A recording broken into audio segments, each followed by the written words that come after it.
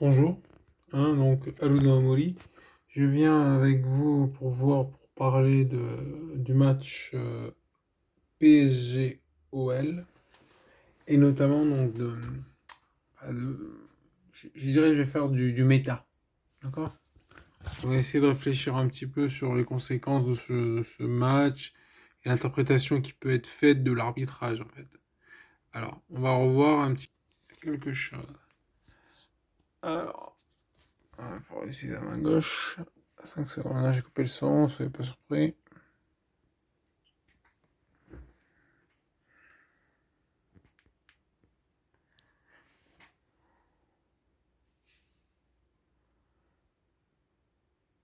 Tac. Il est retenu. Il tombe. Et ah, Neymar tombe. Regardons bien. Tac.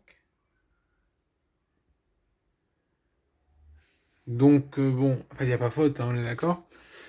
Et je voulais revoir ça avec vous pour en tirer des conclusions hein, qui convient. Donc, moi, ce qui me frappe là, c'est que bon, il n'y a pas faute, ok, ça, c'est pas la première fois qu'on voit ça. Mais s'il y a bien une équipe qui normalement est immunisée à ce genre d'erreur d'arbitrage, c'est Lyon, qui au contraire bénéficiera plutôt on va dire comment on appelle ça, de la faillibilité de l'arbitre. Voilà. Et c'est vrai que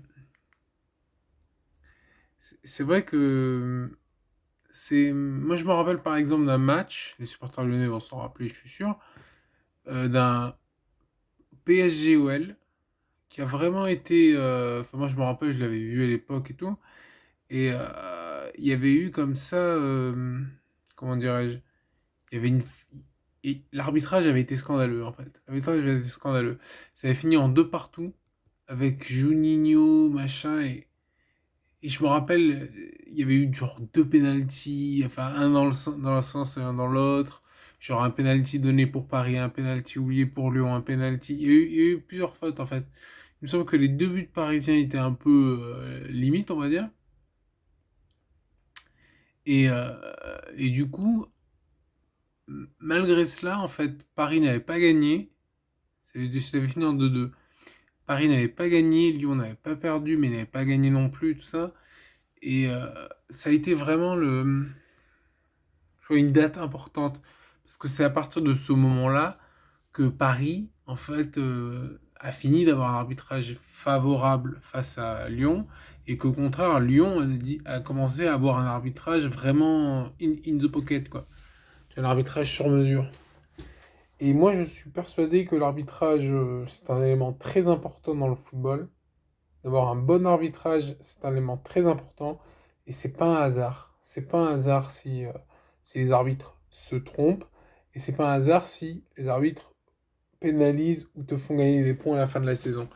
Notamment Paris. Paris, c'est vraiment leur grande force. Ça a toujours été ça, l'arbitrage, ça a toujours été. Moi, je me rappelle, par exemple, l'OM, quand on a failli descendre en D2 avec la différence de but contre Sedan.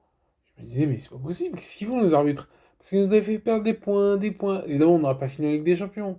Mais avec un arbitrage conciliant, on aurait, on ne serait pas descendu en D2, quoi. On n'aurait pas eu cette menace de descendre en D2 et tout.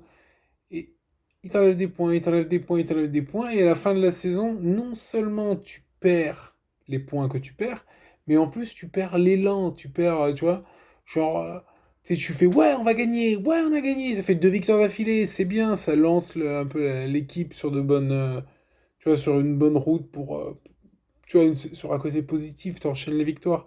Mais là, non. Là, les victoires, tu les enchaînes pas avec un arbitrage défavorable. Avec un arbitrage défavorable, tu vas perdre deux points. Et puis après, tu vas perdre deux points. Et puis après, au lieu de prendre un point, tu perds tout court. Et c'est ça. Et franchement, et notamment Paris, ça m'avait frappé à l'époque, justement, à l'époque des années sombres pour le PSG.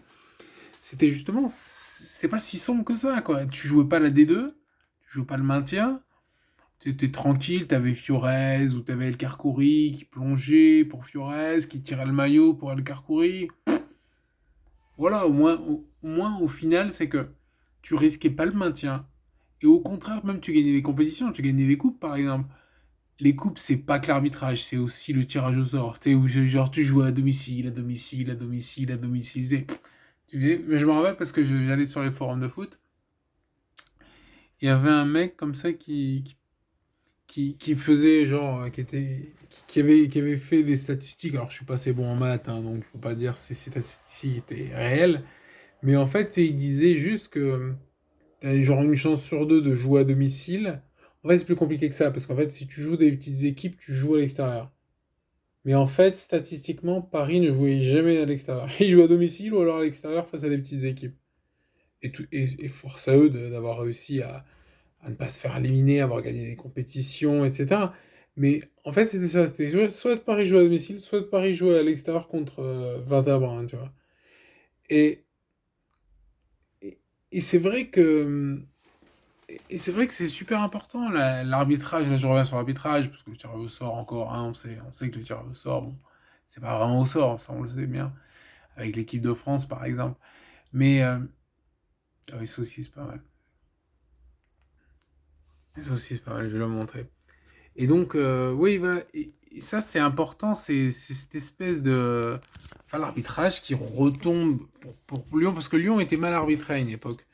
Moi je me rappelle en tant que supporter olympien de l'Olympique de Marseille, en tant que moi, en tant que supporter de l'OM, tu vois, c'est vrai que enfin, il y avait un arbitrage avant la descente en D2 et puis un arbitrage après la descente, la remontée en D1.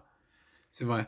Et c'est vrai que Lyon, il y a vraiment un arbitrage avant donc cette saison où ils ont joué le titre contre Nantes avec un arbitrage favorable. Ils l'auraient peut-être gagné, comme ils l'ont gagné contre Lens, qui aussi avait un arbitrage favorable. Hein, c'est pas ça, attention. Lens, à l'époque, l'année où ils perdent le titre face à Lyon, les deux étaient avantagés par l'arbitrage. Les deux avaient une bonne équipe. Je dis pas que c'est que l'arbitrage, mais au final, l'arbitrage, ça joue beaucoup, quoi. Sinon, tu avais eu un arbitrage défavorable, ce qui n'était pas le cas. Sinon, tu avais eu un arbitrage défavorable, ils auraient sans doute pas gagné, à mon avis. Tout simplement. Alors là, on va regarder autre chose, ça va être marrant aussi de regarder. Attendez. Alors.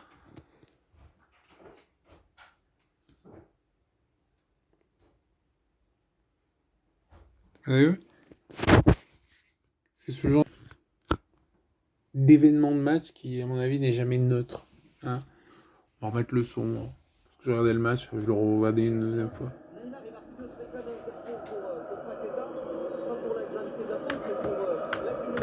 Voilà. Et Neymar, tu vois, il est touché par la force, mais en dehors du fait que Neymar c'est un truqueur, machin, évidemment que c'est un truqueur, mais ça fait partie du jeu, quoi. Ravanelli, c'était pas un chevalier Jedi, mais on le voyait avec Fiorez. Fiorez, quand il est parti de Paris, à Paris, il plongeait, il obtenait des pénaltys. Il est venu à Marseille, il plongeait, mais il obtenait des cartons jaunes. Et ça, c'est vrai que c'est important ça. Et je ne sais pas si ça va marquer, on va dire, que Lyon rentre dans le rang au niveau de l'arbitrage. Je pense pas, connaissant Jean-Michel Aulas, qui est un président pour lequel j'ai un immense respect. Hein.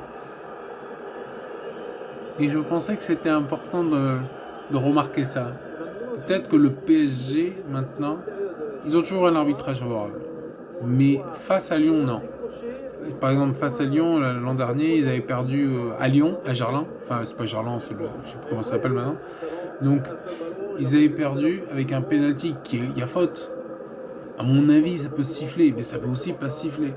Et c'est ça le truc, c'est que du coup, vu que c'était à Lyon et que c'était face à l'OL et tout, le monsieur l'arbitre, il a fait non monsieur, monsieur, monsieur, voilà, pas de problème, hein, pas de problème monsieur.